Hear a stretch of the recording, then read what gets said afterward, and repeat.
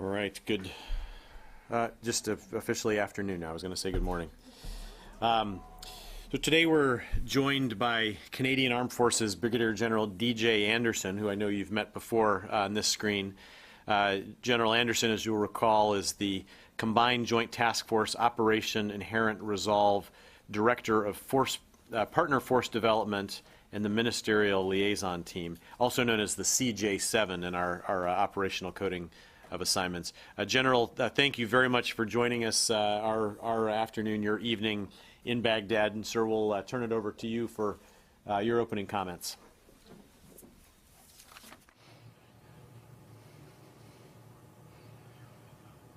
Thank you, Jeff, and good afternoon, everyone.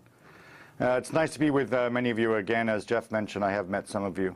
For those of you who have not spoken with before, I'm Brigadier General Dave Anderson of the Combined Joint Task Force Operation Inherent Resolve, where I work as the CJ7, and that includes both Partner Force Development and the Canadian-led Ministerial Liaison Team, or MLT for short.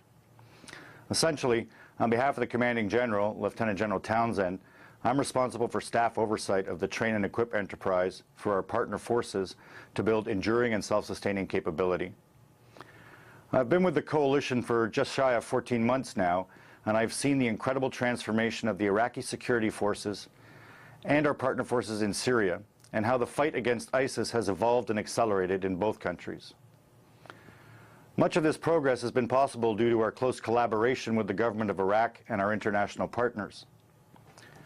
Today, in my final briefing to you, I'll first provide you with a quick operational overview of what is happening in Mosul and Raqqa, a review of our assistance to our partner forces, and then dig a little bit deeper into the efforts of the Ministerial Liaison Team.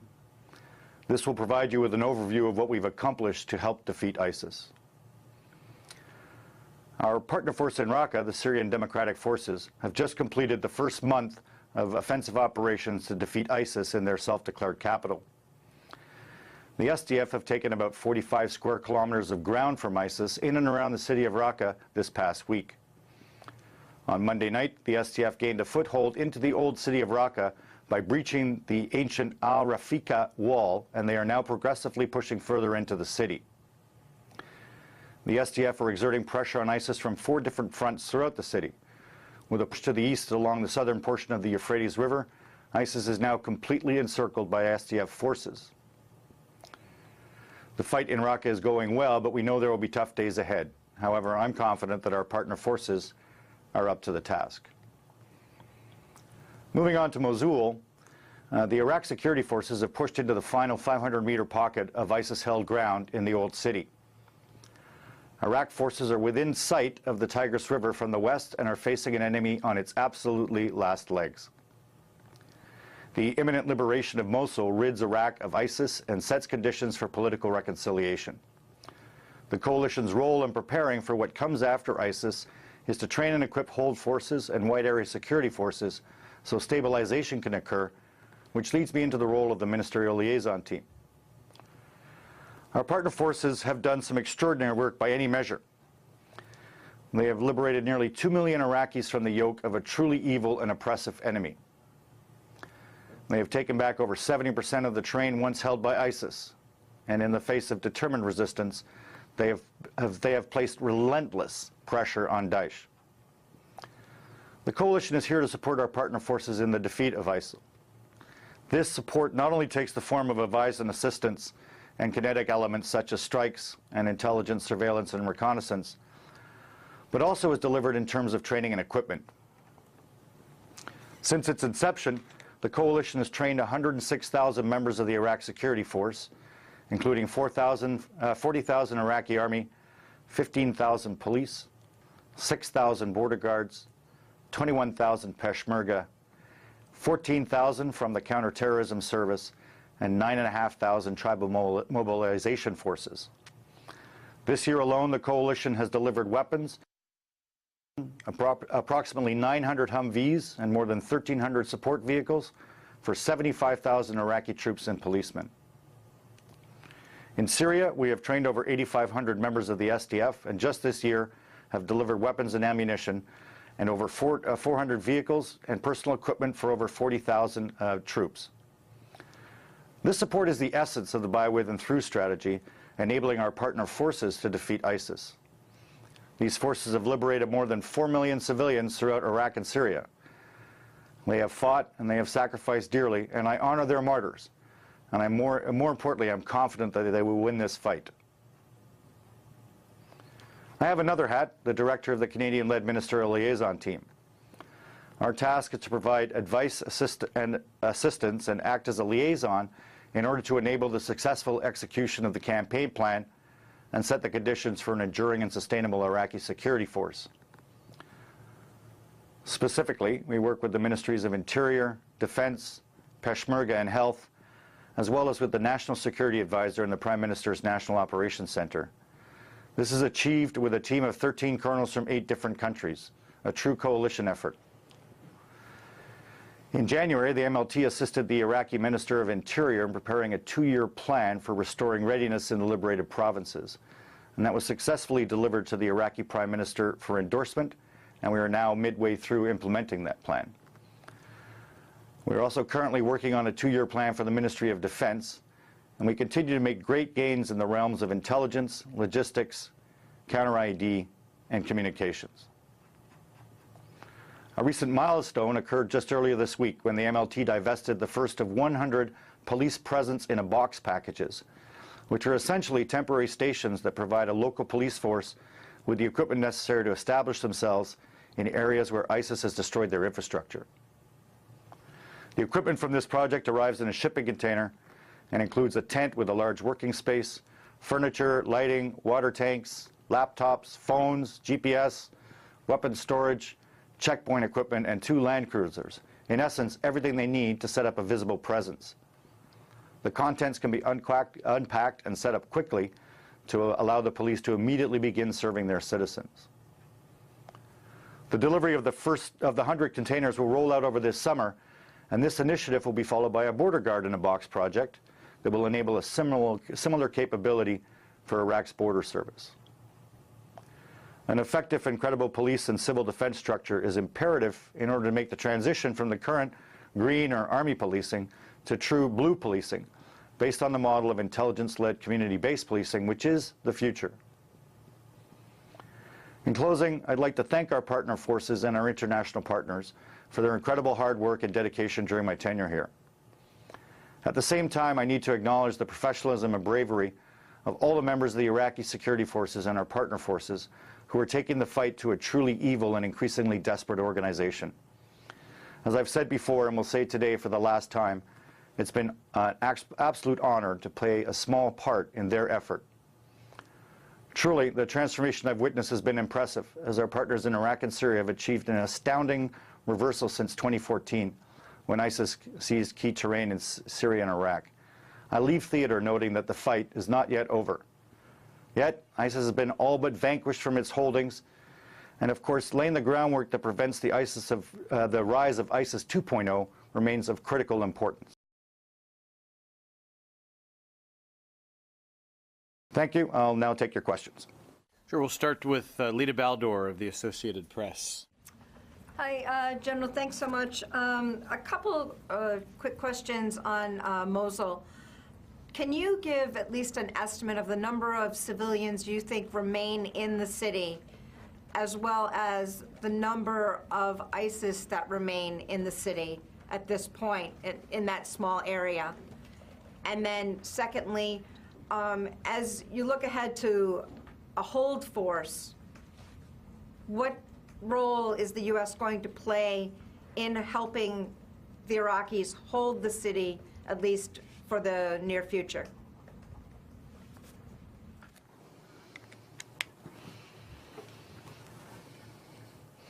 So, Lita, I'll answer your second question first, which is what role will the U.S. play in helping the hold force. It's the U.S. and the entire coalition that will assist. In essence, we've already trained and equipped the hold force that's there.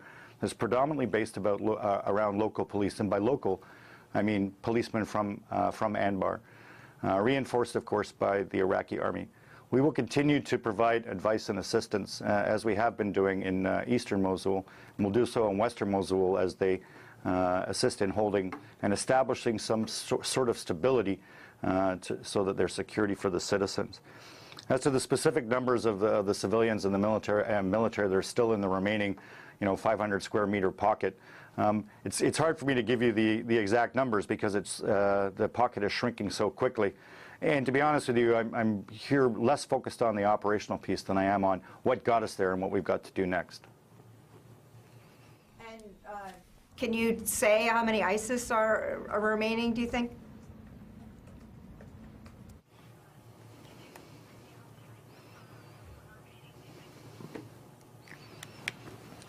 I actually don't know. I'm actually the wrong guy to ask. The spokesman is a great guy to ask, and as I understand it, he'll be in Washington next week. No doubt, by the time he's in Washington next week, there'll be no ISIL remaining because there will be no 500 square meters still being held. All right, great. We'll go Christina Wong of Breitbart. Hi, General. Thanks for doing this. You mentioned great gains with the Iraqi forces in building their own logistics capability, ISR, and other things. Where exactly are they in doing that, and how long will they need coalition support, enabling support for that?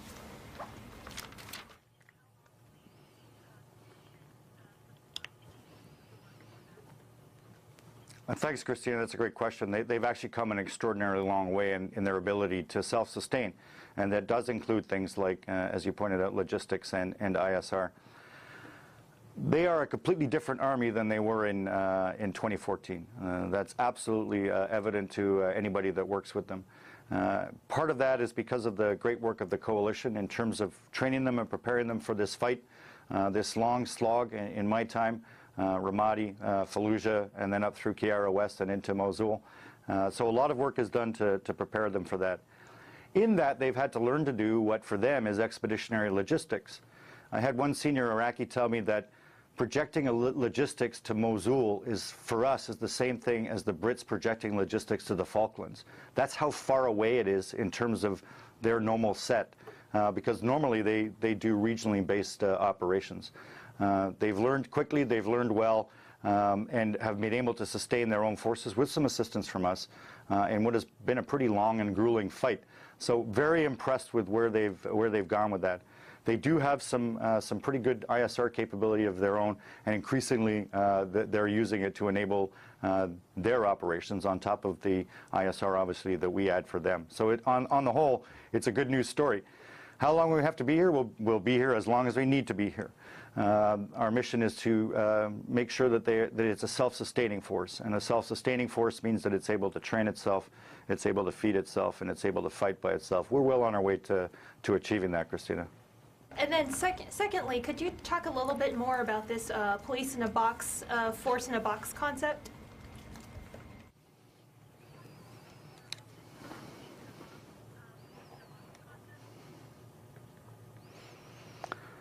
Absolutely happy to do so. So the vast majority of the infrastructure, particularly the security infrastructure in Nineveh province, has been destroyed by ISIS. It's really important to the people of Mosul, the Maslawis, to have a sense of normalcy, and nothing says normal like a policeman. And it's important psychologically as well as in terms of actual security. But there's nowhere for them to go and set up. Their buildings have been destroyed, or they need to be cleared. And so the idea was to establish, give them the capability in all 5 of the liberated provinces, or recently liberated provinces, to establish a visible police presence as soon as possible. So the idea came up during a workshop with about 70 Iraqi senior policemen, and we were talking about how to do that. Infrastructure takes a long time to build, and so we considered the idea of something that was temporary and relocatable. So inside what is in essence a freshly painted sea can with Iraqi police painted on the side is everything they need to set up a police station.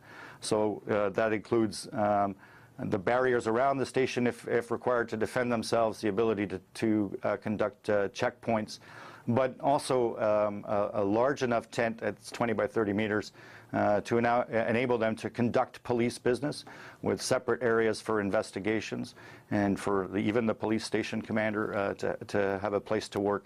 The idea is that they can get in there very quickly within a day. Everything that's in the box, everything they require is in the box. That includes power, that includes white and gray water tanks, the whole 9 yards. It's all there so that they can set up as quickly as possible.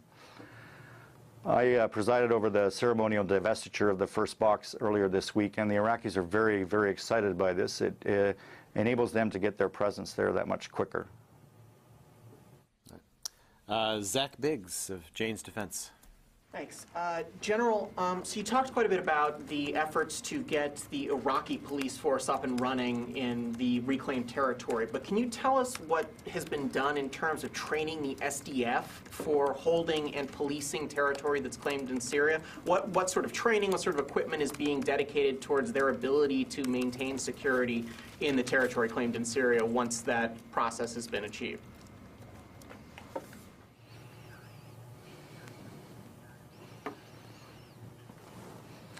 So the SDF is in essence the clearance force, and if you will, the hold force. It's not the police force at all, but we have anticipated the requirement, and so have the SDF.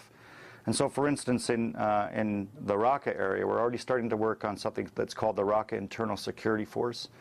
This will be locals that will work for the Raqqa Council, so it'll work for local governance, and it'll be ready to establish that policing function, if you will, that safety and security element. So this is about anticipating that requirement. So that's a pretty good job of prediction. It's a little bit more difficult in Syria, as you can imagine, than it is in Iraq, because we're not dealing with a government and established structures, and so we have to be a little bit inventive. But this is a great idea that the SDF has come up with, and we'll assist them in the training and preparation work for what's known as the RISF, or the Raqqa Internal Security Force.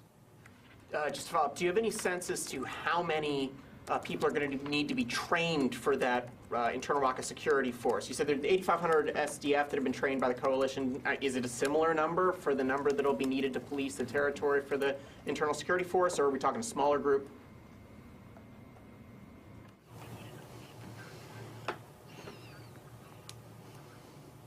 Yeah, it'll be a smaller number, and we're going to have to build this as we go, and that's something that we've learned.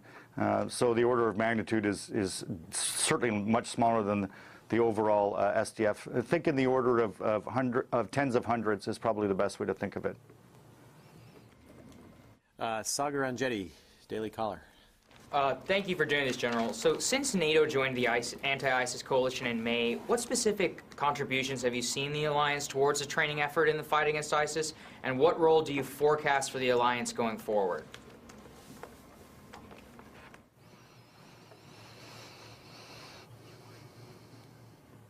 Yep, it's a great question. So when NATO joined the coalition, they actually joined the grander coalition. And so, if you will, they joined the Special Presidential Envoy McGurk's coalition as opposed to Lieutenant General Townsend's coalition. And that's an important distinction. Having said that, here on the ground, there is a NATO training and capability building mission in Iraq that has just stood up. It's quite small and modest right now, with a focus on a few key areas. Counter-ID training, civil-military cooperation training, some help with security sector reform, civil preparedness, some very, very specific medical training, and it's for evacuation, and offered to provide some teams that can assist with instructing maintenance on former Warsaw Pact vehicles. That's a small, modest, but very much required contribution. We've been working very closely with NATO to make sure that it's complementary to what the larger coalition is doing. This is designed to be small to start with, in accordance with the mandate that NATO has provided for this mission. It may grow over time. That's NATO's decision to make. It's certainly not ours. So far, the elements that we have on the ground are having good effect, and the idea is to have a small initial footprint here and to fly over the trainers as they're required. In fact, it's something that we're considering doing, in fact, we will do in the coalition writ large over the coming year. Just a quick follow-up. How many NATO personnel are involved in this mission?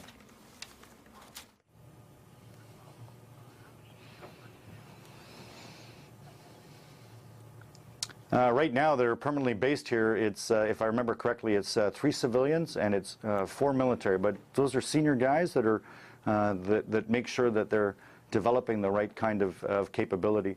So NATO has conducted, I believe, 3 counter-IED courses so far and are getting ready to do the 4th one.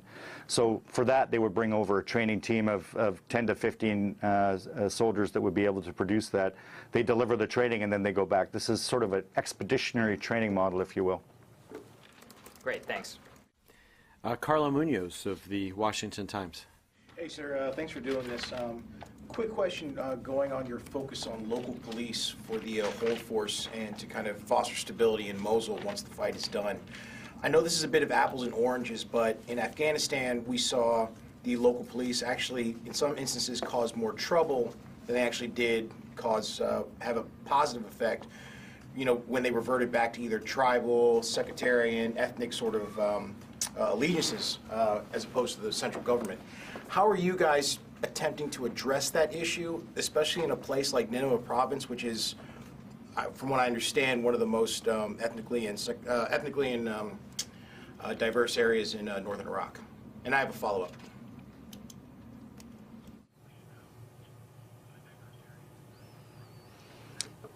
Yeah, okay, so there's a couple of ways in which we address that. First of all is with training.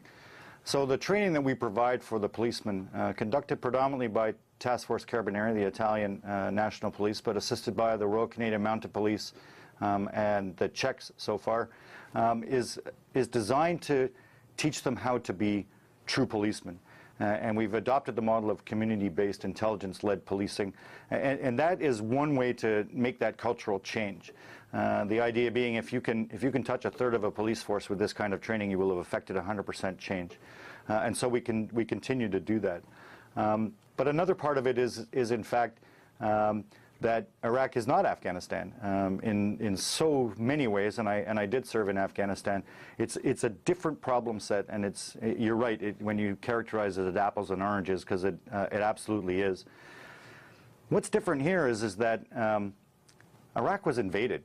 It was invaded by, in essence, a foreign army that seized terrain.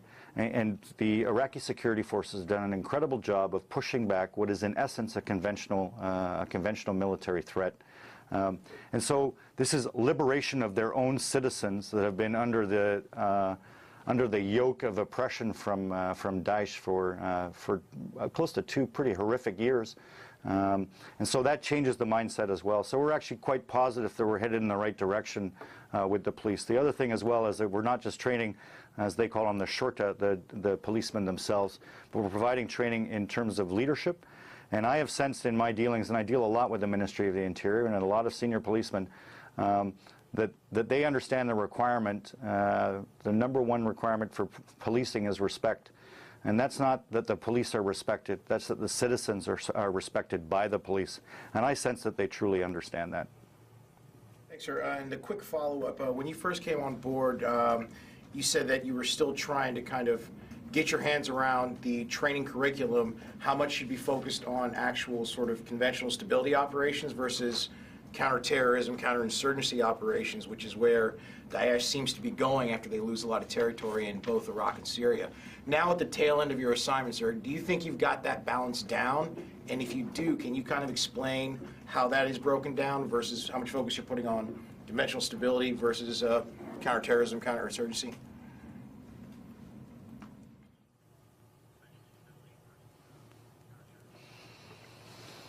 Yep, it's a fair question. So first of all, things won't unfold in a sequential manner. There's no monolithic element of Iraq, and so in some places there's still Daesh 1.0. They're holding ground, they're holding terrain, and they need to be defeated in a conventional sense. In other places, they've already reverted into a terrorist insurgent organization. And so there's a requirement for the two types of skill sets.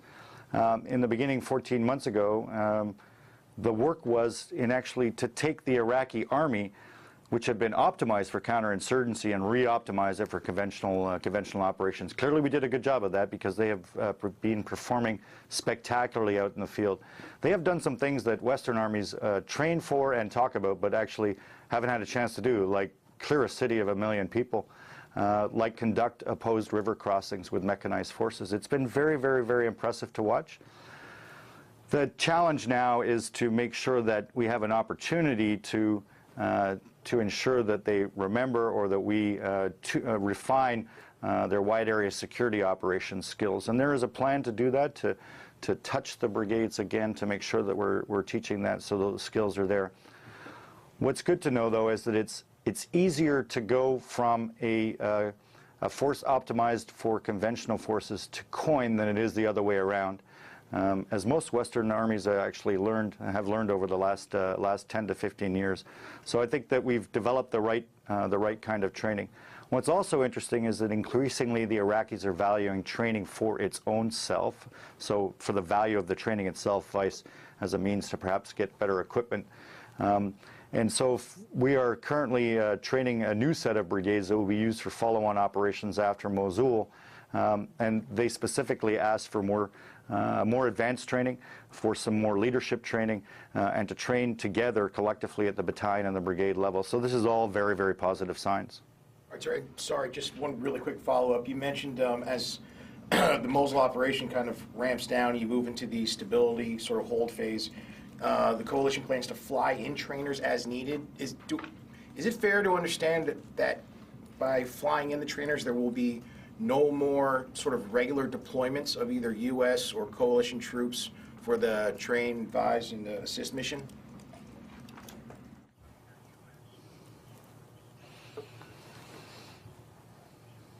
Yeah, so we're not there yet, right? So the fall of Mosul, the inevitable and imminent fall of Mosul, does not mean that Daesh is defeated. There are still some conventional battles that have to happen, specifically in Tal Afar, in Hawija, and in Western Anbar, the sequencing of which, of course, will be up to the government of Iraq. So we're not done yet. So it's not like as soon as Mosul falls, we're downing tools and suddenly focusing on COIN. As I said, the security system is not monolithic. It's different in the different provinces. And so we have to reflect that. We have a good 10, 12 months worth of business just to train the next set of brigades that we're looking at, training and equipping them for follow-on operations. So we'll stay in the business in the manner that we are for a long time. We have to look forward to how we transition from that, though. If a force is going to be self-sustaining, then the industrial level and basic training needs to be done by the Iraqis themselves, and we need to start adding value further up the training value chain, doing more advanced training, which you can actually do with less people. So I'm talking about a transition that will happen over the next sort of 6 to 18 months or 12 to 18 months as we continue to test and adjust the manner in which we support our partner forces. The thing about a by, with, and through in a campaign in a complex theater is that you have to be as adaptable and adaptive as your partner forces, and more adaptable than the threat that you're facing. Okay, Elizabeth McLaughlin, ABC News. Hi, thanks for doing this, General. Can you talk a little bit about the holding force in East Mosul, any resistance that they've been facing, and kind of what have been some of the issues versus the successes that you've seen there, and then how that gets replicated in West Mosul once the liberation happens?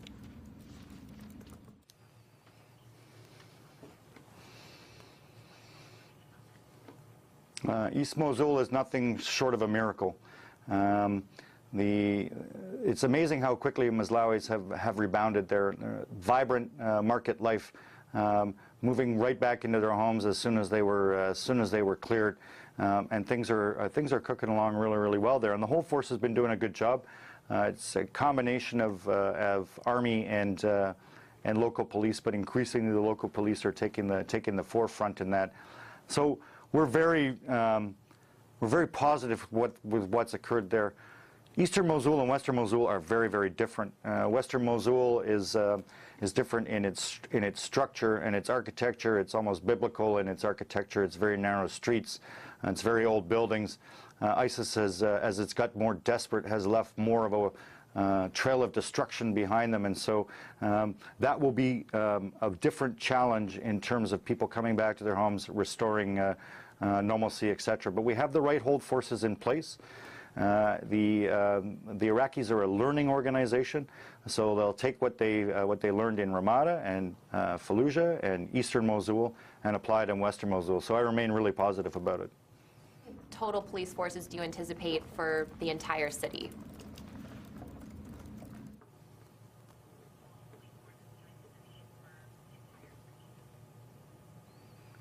I'm sorry, can you say that again? How many total police forces do you anticipate for the city? How many are in, I know you said it's a combination of Army and police forces, so how many, once the liberation has occurred, do you anticipate it will take to hold the city total?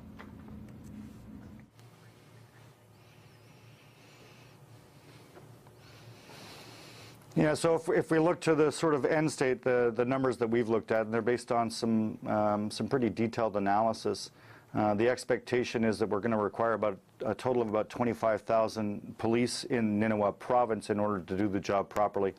And that's one of the reasons we've trained 6,000 Nineveh policemen in anticipation of that requirement to flesh it out. Wide area security, which is something that the Iraqis actually is their model for security internally, involves all the forces. So it involves the Army, it involves elements of the federal police, the local police which secure the cities, elements of the CTS to conduct counterinsurgency and counterterrorism operations, and of course in some of the provinces, border guards as well. So we think we have it about right. So about 25,000 local police, and we've assisted in training 6,000 extra police in order to bring their numbers up. Okay.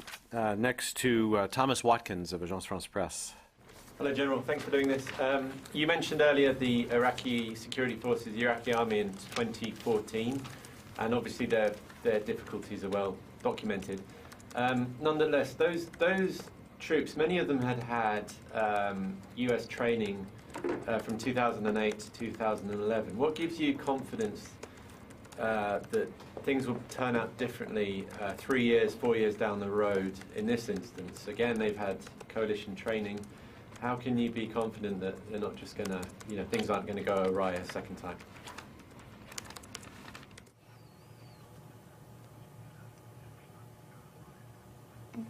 No, it's actually a very fair question. So there's a couple of things. One is that Iraq now is not the Iraq of 2008 to 2011. I had a very senior Iraqi tell me that we're an ancient society and a brand new country, born in 2012, who had a near-death experience in 2014. And that's actually a good lens through which to look at it. So it's almost unfair to compare Iraq now to Iraq pre-2012, to be honest with you. But as I said before, the Iraqi security forces are being optimized for a specific threat, which was to conduct counterinsurgency. Then they faced a completely different threat, which was to be invaded by a massive army that holds ground. So we've re-optimized them for that, and as I said, we'll make sure that they still have their coin skills for the inevitable defeat of Daesh in its 1.0 version, to make sure that they can also defeat it in its 2.0 version. Thank you. And just to follow up, at the very top, I'm sorry I missed it, but I think you said that IS is on its very last legs. Was that a reference to just in Mosul?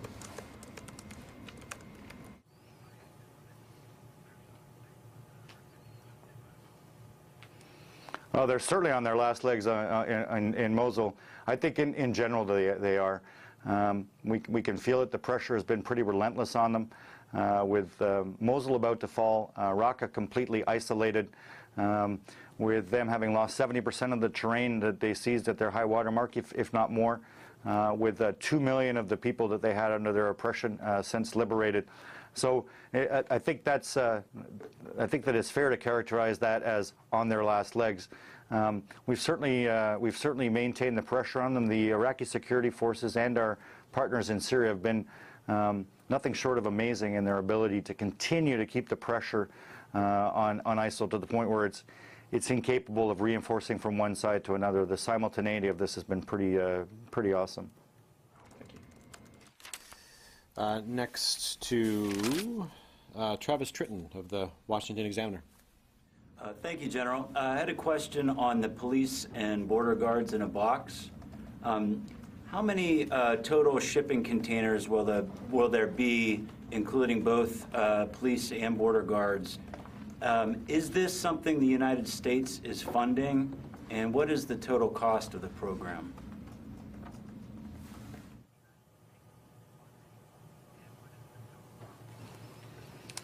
Yep, great question. So a police in a box or a border in a box literally uses one box. Right now the plan is to purchase, we have already purchased 100 police in a box, and we're in the process of purchasing 100. In essence, what they are is purpose-built or ready to establish border guard posts. So it's 100 each. Each of them come with vehicles. The order of magnitude is about to purchase 100 of either variant is $25 million. That has been purchased with the Iraq Train and Equip Fund, which is the same fund that we use for supporting all of our partner forces, Iraq Train and Equip Fund in Iraq and the Syrian Train and Equip Fund in Syria, now known as the Counter-ISIS Train and Equip Fund, the CTF. And I manage that on behalf of the CG day to day. Nothing short of an extraordinary ability to respond very quickly to emerging demands. So yes, it's been U.S. funds through ITEF that will pay for the police in a box and border guard in a box. So that's $50 million for 200 total containers?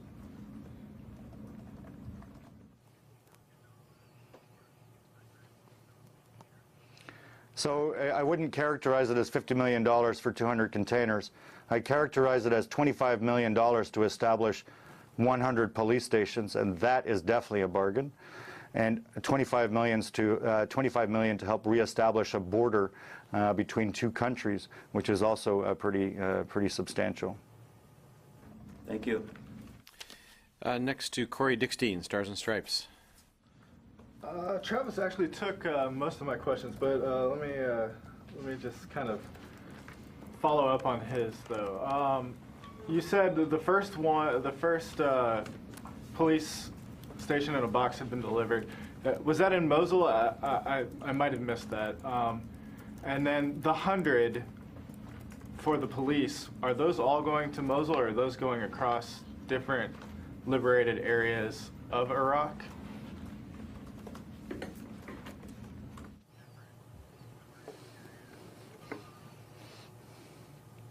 Right. So the first one was a ceremonial divestiture, but it's not really because we delivered it at the Training Institute at the Ministry of the Interior, and we have the second one at the what we call Camp Dublin, which is another police training institute. This is so we can train policemen on how to work the box, and while we're at it, it gives us an opportunity to give them some additional training on two things: how to run a local police station and law of armed conflict. So that gives us that opportunity. The scheme of maneuver right now is 10 to each of the recently liberated provinces, and then the remaining 50 we're working with the Ministry of the Interior to determine where it fits with their priorities as the security situation unfolds. So the initial plan is 10 in each of the recently liberated provinces. So that's Nineveh, Kirkuk, Saladin, Diyala, and Anbar. And then for the ones that'll go to the border guard, is it the same basic outfit, I guess, inside of each of these boxes? And then another question on the border guard. You said, I think, you trained 6,000. How many border guard eventually do you need trained? And are they only going to be on the Syria-Iraq border, or are they going to deploy elsewhere as well?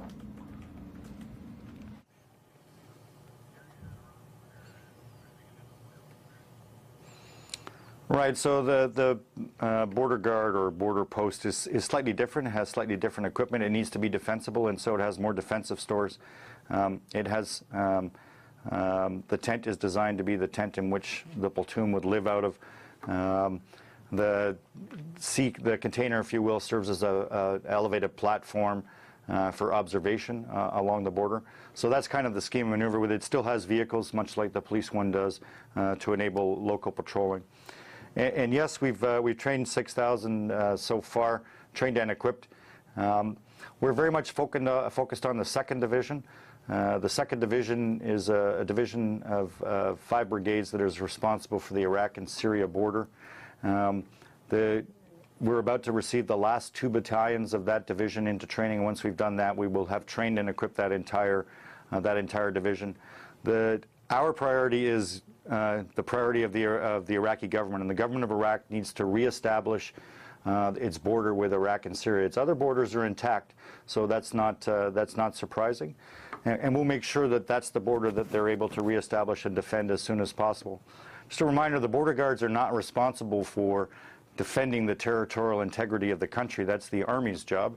The border guard's job is to, in essence, defend the economic integrity of the border, so countering smuggling and, of course, low-scale raids and counterinsurgent or terrorist movements. So I think we've got them set up in the right way to do that, specifically in the terrain that is yet to be deliberated along the Iraq-Syria border. Okay, Jack Detch. Thank you so much, General. One question on Turkey. It seems that Turkish President Erdogan said yesterday that he didn't have confidence that the arms supplied to the SDF from the U.S. and the coalition would be returned. Have you had any discussions with the SDF, or just have there been any discussions about how that security assistance might be returned?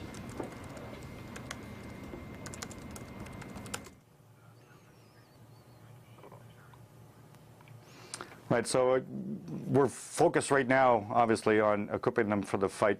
We understand the policy and the intent, and we're working to make sure that we're able to comply with that. But the key thing is to get, for now, is to enable the fighters to complete their task. The SDF has done some extraordinary work. They really have, and they've done it. They've done it very, very well. They've done it quickly. They've done it with a high degree of inventiveness. We understand the follow-on requirements, and I know that the SDF is aware of those requirements, and we'll continue to work that. This is a trusted partner force, and it's trusted for a reason. They've done every single time they've done exactly what they said they would do. Okay, and then just a quick follow-up, but on Iraq, actually. DoD said that the Iraqi counterterrorism service has sustained 40% loss in combat power in Mosul. I'm curious how the coalition might rebuild that force and what capabilities might be hardest hit.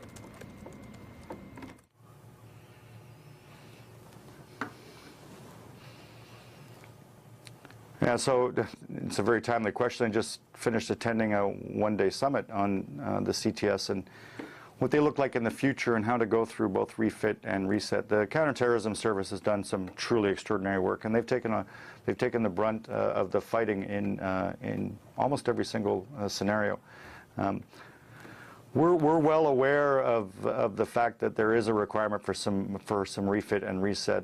The mechanism is in place to assist them with training through their training pipeline. Key thing is that they're able to maintain the training pipeline without lowering their standards. The CTS is a world-class counterterrorism service and is doing some pretty extraordinary work. Have they been bloodied? Yes, they absolutely have. But they've been doing it for a truly righteous cause. And we know that, and we have managed to keep them in the fight. They have exactly the same amount of equipment now as they did when they started the fight in Mosul, which has not been easy to do. And acknowledge that they have taken an awful lot of casualties. They're very dedicated, though, and they've made sure that they've been able to keep the fighting forces there. So we have a pretty good plan in place to assist them in refitting and resetting themselves. Okay. Next to Jeff Selden, Voice of America. General, thanks very much. I want to get back to what you were talking about with the policing and the intelligence-based policing. What type of intelligence are you teaching these Iraqi forces to collect, and how widely is it going to be disseminated or distributed, whether within Iraq or even beyond, relationships with Interpol? Any use of biometrics with any of the stuff they're collecting, given the concerns about the ongoing threat from ISIS in a 2.0 form?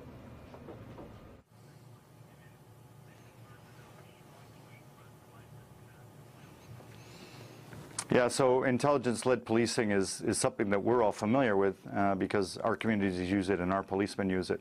So the idea is that it's not just running around looking for bad guys. You're actually being targeted towards bad guys. In this case, I mean criminals. But you have teased at another area, which is intelligence writ large.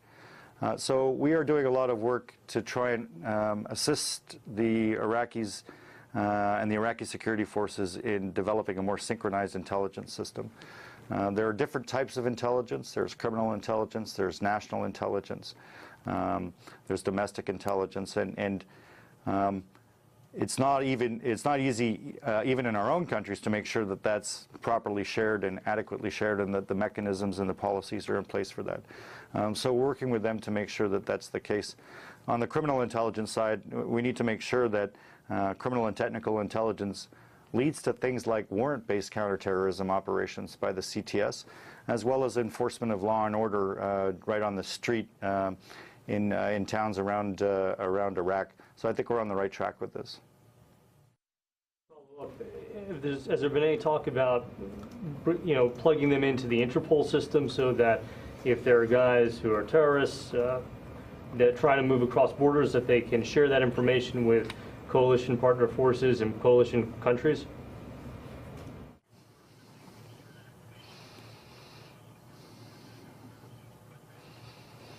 Yeah, there are information sharing and intelligence sharing arrangements between Iraq and many of its partner countries that it works with, including the U.S. And we are working to enable them to better manage biometric information, to reestablish some capability that was here before that no longer is. So we're working through all of that piece. We understand that it's a transnational threat. The Iraqis understand that as well. So as we develop their capability to share internally, none of that will get in the way of their ability to share with their partners, and we have those relationships in place. Thank you. Okay, Carla Munoz, I think you had a follow-up. Yeah, sir, I just wanted to follow up on Corey's question about the border force and this border in a box.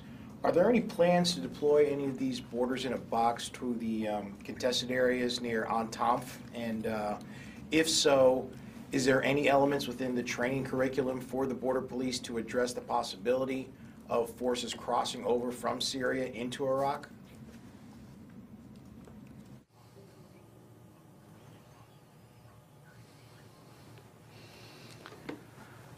So the entire border needs to be established, reestablished, cleared and reestablished. So right now the border guards can do, in fact, through some recent operations, they do control both the Walid and the Tribil crossings. So that's good. That's a good start. Specific training for counter-border operations. I mean, the border guards are there specifically to give indications of threats and warnings to the territorial integrity of Iraq. And that's a matter of relations between Iraq and Syria, and the Prime Minister Abadi has made that pretty clear.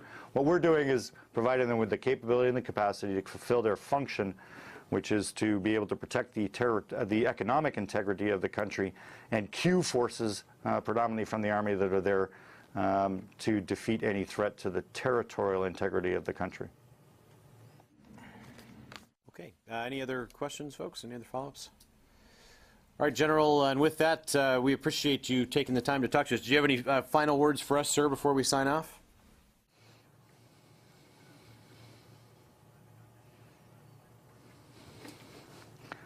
Yep, thanks for putting me through the fire one more time. I now have 2 Pentagon Press Corps conferences under my belt. But on a more somber note, I have been incredibly moved by the passion and dedication of the senior Iraqis I've met. I've met an inordinate number of Iraqi nationalists who believe in Iraq for Iraqis, and they've caused me to believe in that too. And I honor their martyrs and the hard work that they go through, and I wish the Iraqi security forces and the people of Iraq, and indeed the people of Syria, all the best. Thanks a lot. Thank you, General. We look forward to seeing you back on this continent and having a Tim Hortons with you. Godspeed to you. All right. I missed it.